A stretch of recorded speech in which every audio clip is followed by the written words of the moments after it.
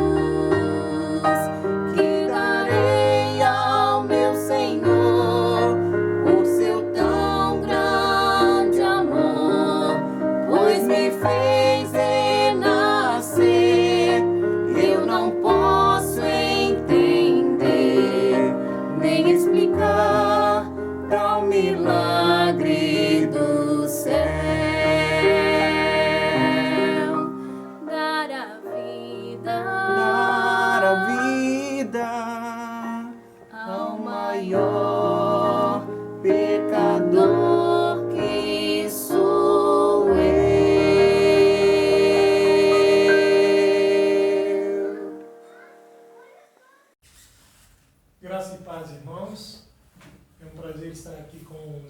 participando dessa transmissão. Agradecemos o convite que nos foi feito e compartilhado o ensino da Palavra de Deus aqui com essa amada igreja. Nosso tema para a nossa escola nesta oportunidade será: o que é mais importante, conhecer ou praticar? E gostaria que vocês que estão nos ouvindo ou assistindo pensassem um pouco nesse tema, né? E precisa entender que tanto conhecer como praticar são coisas importantes que, sem dúvida alguma, devemos desenvolver nas nossas vidas, né? Então, nós precisamos aprender tanto a conhecer, a ter conhecimento, né, bíblico, como também colocar em prática aquilo que nós conhecemos. Uma coisa depende da outra, uma coisa está ligada à outra. Nós vamos usar um texto da Palavra de Deus que está no Evangelho de Lucas, capítulo 10, uma história muito conhecida, a história, ou a parábola, melhor dizendo, do bom samaritano, né? Muito já se falou nesta parábola, muitas coisas nós aprendemos nessa parábola, mas a essência dessa história criada pelo Senhor está no fato de que havia ali um personagem que conhecia muito do que ensinava a palavra de Deus, mas quando foi colocado à prova, foi verificado que o conhecimento que ele adquiriu da palavra não se transformava em realidade. Está em Lucas, então, capítulo 10, versículos 25, a partir do versículo 25. E diz assim o texto da palavra de Deus: certa ocasião, um perito da lei, na versão tradicional, na versão corrigida ou atualizada, fala escriba, né? Que é um perito da lei, realmente. Levantou-se para pôr Jesus à prova e lhe perguntou: mestre, o que preciso fazer para herdar a vida eterna? Versículo 26. O que está escrito? Disse Jesus. Respondeu Jesus: como você lê? E ele respondeu: ame o Senhor, o seu Deus, de todo o seu coração, de toda a tua alma, de toda a tua força e de todo o seu entendimento. E ame ao seu próximo como a si mesmo. Versículo 28. Disse Jesus: você respondeu corretamente. Faça isso e viverá. Mas ele, querendo justificar-se, perguntou a Jesus: quem é o meu próximo? Em resposta, disse Jesus: um homem descia de Jerusalém para Jericó quando caiu nas mãos de salteadores ou assaltantes. Esses lhe tiraram as roupas, espancaram-no e se foram, deixando-o quase morto. Aconteceu estar descendo pela mesma estrada um sacerdote. Quando viu o homem, passou pelo outro lado. E assim também um levita, quando chegou ao lugar e o viu, passou para o outro lado. Mas um samaritano, estando de viagem, chegou onde se encontrava o homem e, quando o viu, teve piedade dele. Aproximou-se, enfaixou-lhe as feridas, derramando nelas vinho e óleo. Depois, colocou sobre o seu próprio animal, levou-o para uma hospedaria e cuidou dele. No dia seguinte, deu 2 denários ao hospedeiro e lhe disse: cuide dele. Quando eu voltar, lhe pagarei todas as despesas que você tiver. Versículo 36, perguntou Jesus: qual destes 3 você acha que foi o próximo do homem que caiu nas mãos dos assaltantes? O homem ou o escriba respondeu no versículo 37, aquele que teve misericórdia dele. Respondeu o perito da lei. E Jesus então disse: vá e faça o mesmo. Deus acrescente a sua bênção, né? A leitura ou a porção lida da sua santa palavra aos nossos corações. Amém? Bom, essa é a história de um encontro, né? Eu gosto de olhar para a palavra de Deus e ver que nela está contido vários encontros. E esse é mais um encontro entre Jesus e um escriba, ou um perito da lei, ou um doutor da lei, que era aquele homem encarregado, geralmente, na maioria das vezes, um fariseu, que se dedicava a não somente ler, mas interpretar a lei para o povo. Esse homem, ele teve uma curiosidade, e a curiosidade dele foi encontrar-se com o Senhor Jesus para saber se Jesus tinha conhecimento bíblico, tinha o conhecimento da palavra que ele tanto achava que estava zelando. Bom, quando a gente estuda os primeiros 5 livros da Bíblia, chamado Pentateuco, nós vemos as histórias se repetindo, contadas por Moisés, sobre a importância, quando o Senhor deu a lei por intermédio de Moisés ao povo de Israel, e de como o Senhor se preocupou com coisas mínimas, detalhes da lei, que cuidava de cada parte da área social para o povo judeu. Nós temos lido recentemente um programa para ler toda a Bíblia. Durante este ano nós temos um grupo de leitura na igreja, a nossa igreja local, e nós passamos recentemente pela leitura do Pentateuco. E nós aprendemos ali coisas fantásticas que muitas vezes passam por nós despercebidos, como coisas tremendas que aprendemos ali. Mas eu fiquei pensando como que o povo judeu tinha que não somente aprender, mas ensinar essas coisas para as suas crianças. Ensina a criança, né, no caminho, disse a palavra de Deus lá no livro de Provérbios. E isso é uma verdade, nós precisamos ensinar nossas crianças a fim de que elas entendam a palavra. Mas isso era um zelo mais especial para o judeu, né? E mais ainda para um escriba. E eu gostaria de dividir o nosso estudo, a nossa escola, nesse nosso tempo, nesta manhã, em 3 partes. A primeira parte é: por que este homem pôs Jesus à prova? E isso está no versículo 25, né? Ele se aproximou-se do Senhor, e eu não sei qual a razão ou o que levou este homem a ter esse encontro com o Senhor, se foi simples curiosidade, se foi para de fato averiguar se Jesus tinha o conhecimento de fato da palavra, da lei, que ele pseudamente tanto zelava, né? Na verdade, a gente não vai ter essa resposta na Bíblia, mas o certo é que houve esse encontro. E por que o Senhor, por que esse escriba sentiu esse desejo, é uma questão que a gente vai ficar assim no anonimato, nós não podemos responder essa pergunta, mas nós gostaríamos de pensar nessa situação. O primeiro ponto é o que levou este homem a buscar o Senhor Jesus. Mas o próprio versículo 25, ele fala assim: esse homem foi no intuito de pôr Jesus à prova. E esse pôr Jesus à prova, e quando a gente olha para a palavra de Deus, o próprio Deus, ele diz assim: fazei prova de mim, né?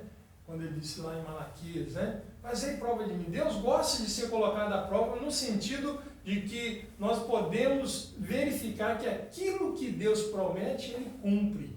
Ele é fiel em cumprir todos os propósitos daquilo que Ele relata na sua palavra, daquilo que Ele promete na sua palavra. Então, é nesse sentido a prova lá. Quando nós olhamos para o versículo 25 aqui, esse colocar Jesus à prova não está no bom sentido da palavra, mas está no sentido de desafiar o Senhor. E aí é algo perigoso. Será que nós não estamos fazendo mesmo? Irmãos, nunca será bom desafiar o Senhor. Nunca será bom. O desafio no sentido de enfrentá-lo, de questioná-lo para o mal. E esse homem, eu creio que muito provavelmente ele estava aqui desafiando o Senhor daquilo que o Senhor conhecia da palavra de Deus. Então, o primeiro ponto, nós aprendemos que esse homem tentou colocar Jesus à prova. E agora nós vamos ver a resposta do Senhor. O segundo ponto, nós temos a resposta do Senhor para a pergunta que esse homem fez. Porque no versículo 25 de Lucas 10, ele diz assim: o que eu farei? O que nós devemos fazer? Traduzindo, né, no português mais atual, o que nós podemos fazer para herdar a vida eterna? E o Senhor Jesus, muito sabiamente, sabendo do coração, a intenção do coração daquele homem, que era provar o Senhor, se o Senhor conhecia de fato a lei, a que ele tanto fazia questão de apresentar, disse assim: o que está escrito? Ele faz duas perguntas para aquele escriba: o que está escrito e como você lê? Como você a lê? E eu fiquei pensando aqui, parece interessante o que está escrito e como você lê, mas existe uma diferença muito grande entre aquilo que a gente lê, aquilo que está escrito, e aquilo que a gente entende. Então, o que o Senhor Jesus está respondendo para aquele escriba, para aquele doutor da lei, é o seguinte: o que você leu, o que você aprendeu. Essa é a essência da resposta, ou da pergunta, desculpe, que o Senhor fez, que devolveu a resposta. Então, a segunda coisa que eu aprendo aqui, o Senhor responde a pergunta daquele homem com duas perguntas: o que está escrito, como você lê, como você interpreta, qual é a sua conclusão. E eu achei muito interessante que a partir daí aquele homem queria fazer o que ele queria desde o início, que é expor o seu conhecimento da palavra que ele estudava há não sei quantos anos. E ele, no versículo 27 de Lucas 10, ele dá a resposta: ame ao Senhor teu Deus de todo o teu coração, de toda a tua alma, de todas as suas forças, de todo o seu entendimento. E ame ao próximo como a si mesmo. O que ele respondeu? Ele respondeu exatamente aquilo que está escrito lá, depois você pode conferir em Deuteronômio capítulo 6, versículo 5, e em Levítico 19 e versículo 18, que é exatamente aquilo que o Senhor havia ordenado ao povo. Então, ele sabia o que estava escrito, e ele interpretou bem a essência da lei.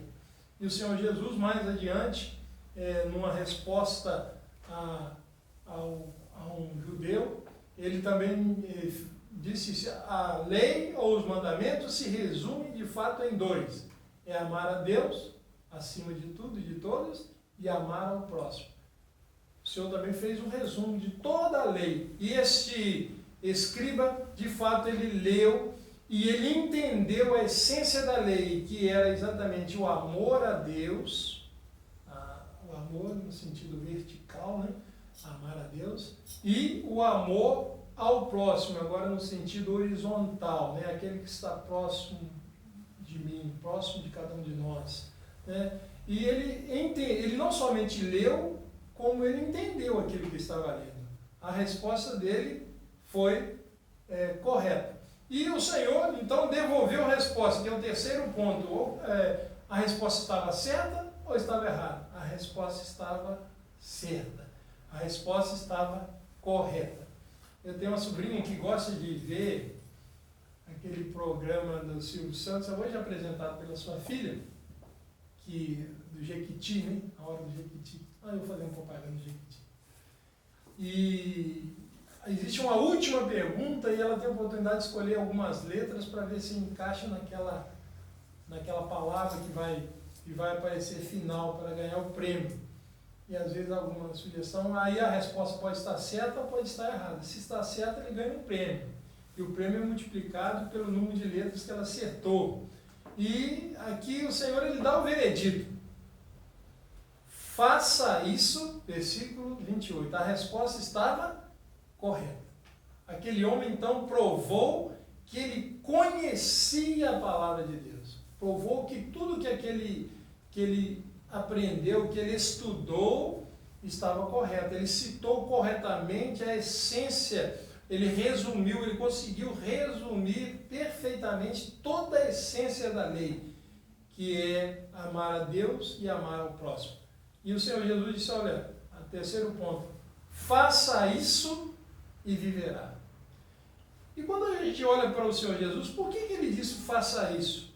que o Senhor, como conhece, diferentemente de nós que conhecemos só o exterior, o Senhor, ele olhou para dentro daquele homem e disse assim, ele conhecia, mas ele não fazia. Ele conhecia, mas ele não praticava.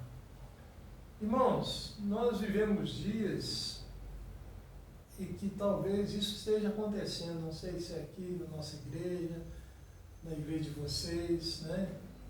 Será que o conhecimento que nós temos adquirido da palavra de Deus tem se transformado em coisas que nós fazemos, né?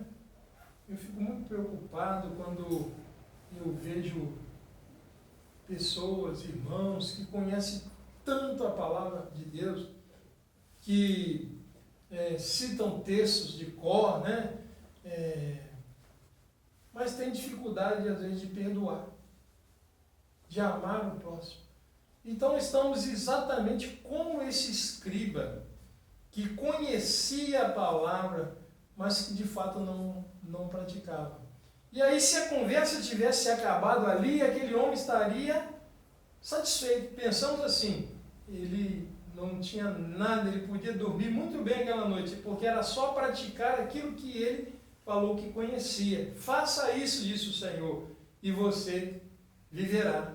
Faça isso e você vai herdar o reino de Deus. Obedeça a palavra de Deus, não somente conheça, como pratique essa palavra, e você vai ser um herdeiro do reino de Deus. Ah, mas como que o homem impede por calar a sua boca? E ele tinha mais uma perguntinha, e essa perguntinha foi aquela que prejudicou para ele todo o seu diálogo. Diz o versículo 29, ele querendo justificar-se. E eu fico pensando aqui, qual é o sentido dele querer justificar-se, né? Quando nós vemos isso na palavra de Deus, alguém querendo se justificar, a gente pode traduzir isso assim, querendo dar desculpa, né? E a gente lembra de vários personagens na Bíblia que quis dar desculpa para uma desobediência à palavra, à ordem de Deus. E quando eu estava lendo isso, eu lembrei do profeta Jonas, quando foi comissionado pelo Senhor a ir pregar a grande cidade de Nínive, né, que ela ia ser destruída por causa do pecado, e ele quis justificar a sua desobediência, porque Deus iria perdoar ela. No final de tudo aquilo, quando Deus perdoou aquela geração que se arrependeu lá em Nínive, ele falou, por isso que eu não vim para aqui obedecer ao Senhor, porque eu sabia que o Senhor ia perdoar. Ele queria justificar ou desculpar pela sua desobediência. E assim nós somos, né, irmãos? Quantas vezes nós queremos desculpar ou colocar a culpa em alguém? Essa que é a grande verdade. Nós queremos colocar sempre a culpa em outro. Queremos nos justificar. Queremos dar a nossa justificação, ao nosso motivo. E é isso que às vezes nos atrapalha, né? Às vezes falamos ou fazemos coisa errada, mas fizemos isso por causa de... Queremos nos justificar. Queremos dar a nossa desculpa. Isso foi assim desde o passado. Lembra lá de Adão e Eva, quando pecaram? Quando Eva foi chamada a dar razões pela sua desobediência, disse, a serpente me enganou. Quando Adão foi chamado a justificar-se pelo seu pecado, disse, a mulher que tu me deste, ele colocou a culpa em Deus ainda, né? Justificou o seu erro, porque Deus havia dado uma companhia para ele. Então, assim, nós somos sempre assim. Arão, quando pressionado pelo povo a fazer aquela imagem daquele bezerro de ouro, ele disse assim, eu fui apertado pela multidão, peguei aquele ouro, joguei no fogo e saiu esse bezerro. Ele quis justificar o seu erro em coisas injustificáveis. E aquele homem, eu estava pensando aqui nesse terceiro e último ponto, por que nós gostamos tanto de nos justificar? Por que nós gostamos tanto de dar as nossas desculpas, né? Sabe por quê, irmãos? Porque nós não fazemos aquilo que conhecemos da palavra de Deus. Sempre que alguém quer justificar-se, é porque ele não está fazendo. tão diferente daquele homem que subiu. Diz a palavra de Deus. Subiram 2 homens para adorar a Deus. E um batia no peito. Eu faço isso, eu dou esmolas, eu jejuo, eu faço aquilo outro. E o outro, não querendo justificar-se, diz assim, nem próximo chegou ao altar, diz assim, Senhor, sê propício a mim, pecador. Aquele que não quis justificar ou dar desculpa, esse desceu justificar. Porque a nossa justificação é pela graça, é a graça de Deus. Mas quando nós queremos justificar ou nos desculpar por algo que nós não fazemos, daquilo que conhecemos na palavra de Deus, nós vamos cair no erro, o mesmo erro desse escriba. Quem é meu próximo? Ora, se você disse João, se você diz que ama a Deus que não vê, como você vai amar a Deus que não vê se você não ama o próximo que está do lado do seu? Olha que coisa incoerente. E aí o Senhor contou a história da parábola do bom samaritano. Isso aí já é um outro estudo, tá, irmãos? É outra hora. Mas só para chegar no final da nossa história. Faça isso. Versículo 37. O Senhor disse, vá e faça o mesmo. Será que aquele escriba fez o mesmo que o samaritano? Porque ele nem teve coragem de citar o nome do samaritano. Quem é? Disse Jesus. Qual dos 3? E ele não quis nem citar o nome do samaritano, porque diz a história que os judeus não se davam bem com os samaritanos. Então, muito provavelmente por isso, ele entendia que o próximo dele era somente aquele que ele gostava. Fazer o bem para aqueles que nos fazem bem, isso é muito fácil. O difícil é amar os nossos inimigos. Diz a palavra de Deus, nós devemos amar até os nossos inimigos. Isso é, irmãos, conhecer e praticar.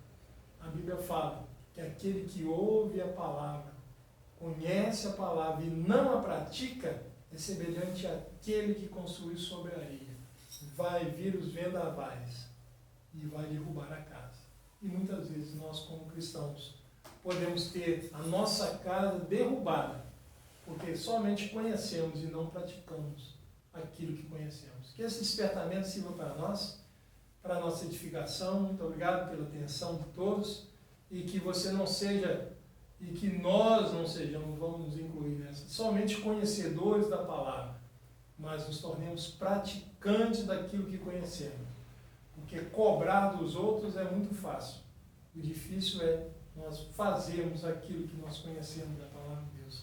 Deixemos de olhar para a vida dos outros e olhemos para nós, para que não saiamos como este homem, injustificados desse encontro com o Senhor. Mas que a nossa história seja diferente desse escriba, que nós possamos não somente conhecer como ele conhecia, mas também sermos praticantes daquilo que conhecemos. Essa é a essência da vida cristã. Não é somente conhecer, mas é praticar, é viver aquilo que nós conhecemos. Que Deus nos abençoe e até a próxima oportunidade, se Deus permitir. Bem, estamos chegando ao final. Agradecemos a todos que estão nos assistindo e logo mais estaremos juntos para podermos ouvir a palavra do Senhor mais uma vez. Nós vamos estar terminando com uma palavra de oração e depois mais um louvor para finalizarmos a nossa escola dominical nesta manhã. Vamos orar. Senhor, nós agradecemos, ó Pai, mais uma vez, pelos ensinamentos que tivemos nesta manhã, ó Pai. Agradecemos porque edificou nossas vidas e por isso, Senhor, nós te damos graças por tudo que o Senhor tem feito em nossas vidas, ó Pai. Colocamos esse dia em Tuas mãos para que tudo que formos fazer, Senhor, seja para a glorificação do Teu santo nome. Nós oramos e agradecemos por tudo, no nome do Senhor Jesus, o nosso amado e eterno Salvador, o Senhor Jesus Cristo. Amém.